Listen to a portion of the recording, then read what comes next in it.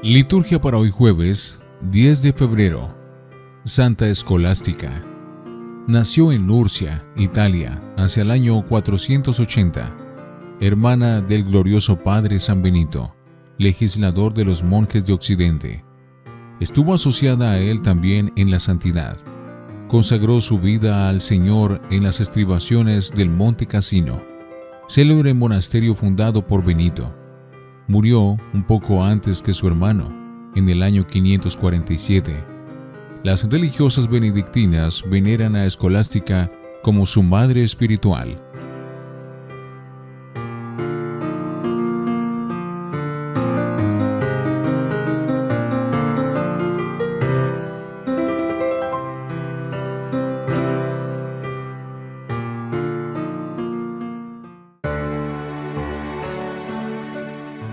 Antífona. Alegrémonos y regocijémonos, porque el Señor ha mostrado predilección por esta gloriosa y santa Virgen. Oremos. Al celebrar la memoria de Santa Escolástica Virgen, te pedimos, Señor, que, siguiendo su ejemplo, te sirvamos con una caridad pura y felices obtengamos los efectos de tu amor. Por nuestro Señor Jesucristo, tu Hijo. Primera lectura del primer libro de los Reyes, capítulo 11, versículos 4 al 13. Cuando el rey Salomón llegó a viejo, sus mujeres desviaron su corazón tras dioses extranjeros. Su corazón ya no perteneció por entero al Señor como el corazón de David, su padre. Salomón siguió a Astarte, diosa de los fenicios, y a Malcón, ídolo de los amonitas. Hizo lo que el Señor reprueba. No siguió plenamente al Señor como su padre David. Entonces construyó una ermita en Camos, ídolo de Moab, en el monte que se alza frente a Jerusalén, y a Malcón, ídolo de los amonitas. Hizo otro tanto para sus mujeres extranjeras, que quemaban incienso y sacrificaban en honor de sus dioses. El Señor se encolerizó contra Salomón, porque había desviado su corazón del Señor Dios de Israel, que se le había aparecido 2 veces, y que precisamente le había prohibido seguir a dioses extranjeros. Pero Salomón no cumplió esta orden. Entonces el Señor le dijo: por haberte portado así conmigo, siendo infiel al pacto y a los mandatos que te di, te voy a arrancar el reino de las manos para dárselo a un siervo tuyo. No lo haré mientras vivas, en consideración a tu padre David. Se lo arrancaré de la mano a tu hijo. Y ni siquiera le arrancaré todo el reino. Dejaré a tu hijo una tribu, en consideración a mi siervo David y a Jerusalén, mi ciudad elegida. Palabra de Dios. Te alabamos, Señor. Salmo 105. Acuérdate de mí, Señor, por amor a tu pueblo. Dichosos los que respetan el derecho y practican siempre la justicia. Acuérdate de mí por amor a tu pueblo. Visítame con tu salvación. Acuérdate de mí, Señor, por amor a tu pueblo. Emparentaron con los gentiles, imitaron sus costumbres, adoraron sus ídolos y cayeron en sus lazos. Acuérdate de mí, Señor, por amor a tu pueblo. Inmolaron a los demonios sus hijos y sus hijas. La ira del Señor se encendió contra su pueblo y aborreció su heredad. Acuérdate de mí, Señor, por amor a tu pueblo. Aleluya, aleluya, aleluya. Acepten dócilmente la palabra que ha sido plantada y es capaz de salvarlos. Aleluya, aleluya, aleluya. Del Santo Evangelio según San Marcos, capítulo 7, versículos 24 al 30. En aquel tiempo, Jesús fue a la región de Tiro. Se alojó en una casa, procurando pasar desapercibido, pero no lo consiguió. Una mujer que tenía una hija poseída por un espíritu impuro se enteró enseguida. Fue a buscarlo y se le echó a los pies. La mujer era griega, una fenicia de Siria, y le rogaba que echase el demonio de su hija. Él le dijo: deja que coman primero los hijos. No está bien echarles a los perros el pan de los hijos. Pero ella replicó: tienes razón, Señor, pero también los perros debajo de la mesa comen las migajas que tiran los niños. Él le contestó: anda, vete, que por eso que has dicho, el demonio ha salido de tu hija. Al llegar a su casa, se encontró a la niña echada en la cama. El demonio se había marchado. Palabra del Señor. Gloria a ti, Señor Jesús. Oremos. Al proclamarte admirable, Señor, en la Virgen Santa Escolástica, suplicamos humildemente a tu divina majestad que, así como sus méritos se fueron gratos, de la misma manera aceptes el homenaje de nuestra liturgia, por Jesucristo nuestro Señor. Antífona. Ya llega el esposo. Salgan a recibir a Cristo el Señor. Oración después de la comunión.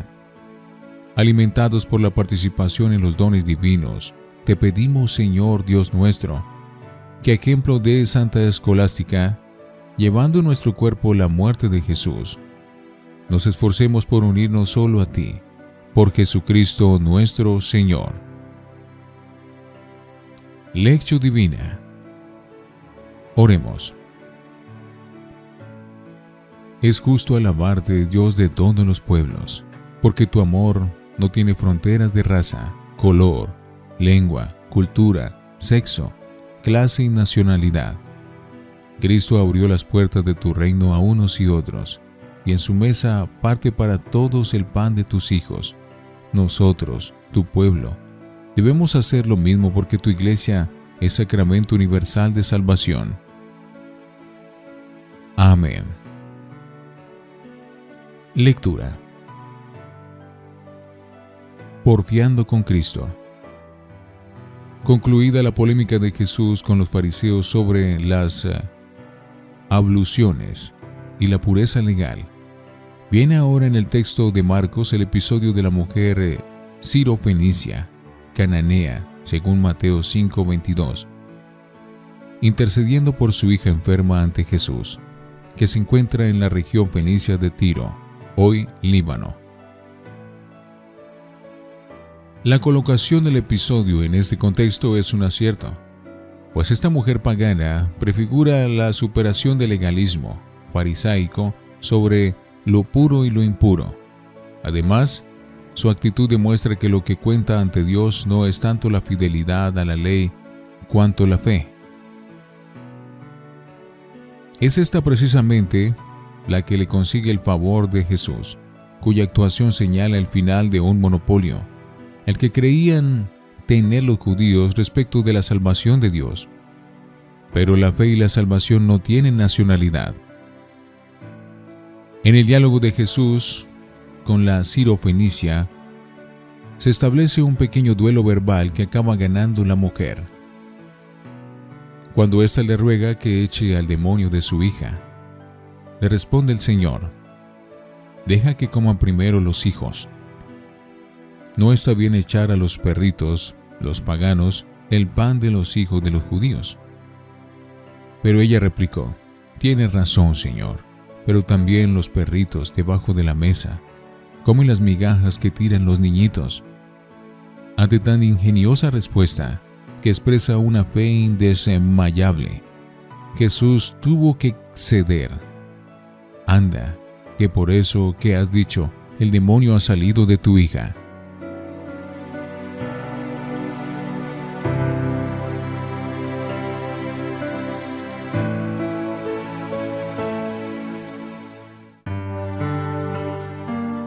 Para meditar. La condición para entrar.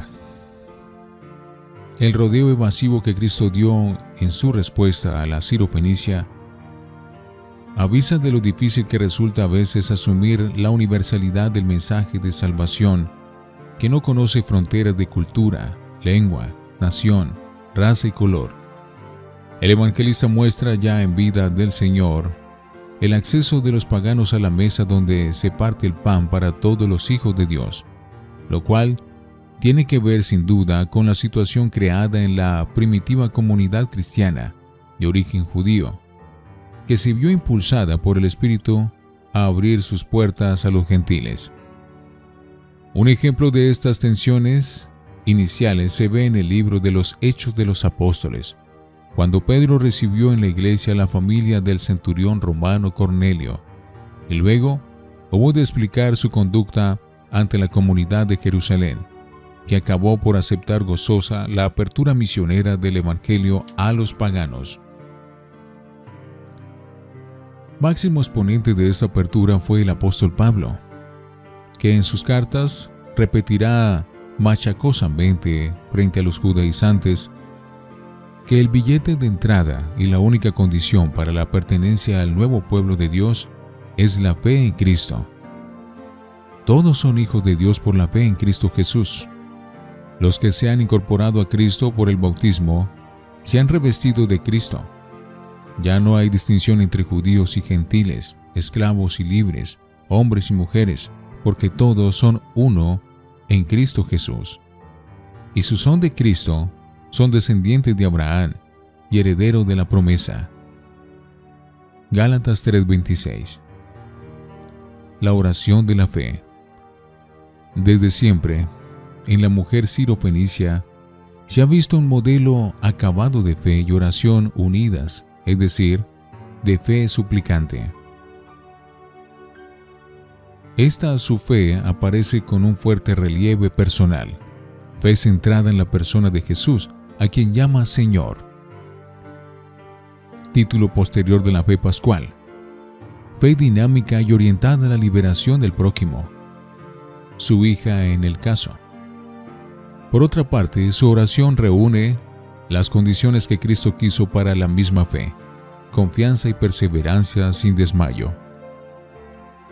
La grandeza de su fe suplicante radica en su actitud personal, como reconoce Jesús, pues se abre con pobreza de espíritu a la salvación de Dios, a su voluntad, a la primacía de su reino y su justicia, y simultáneamente al bien del otro.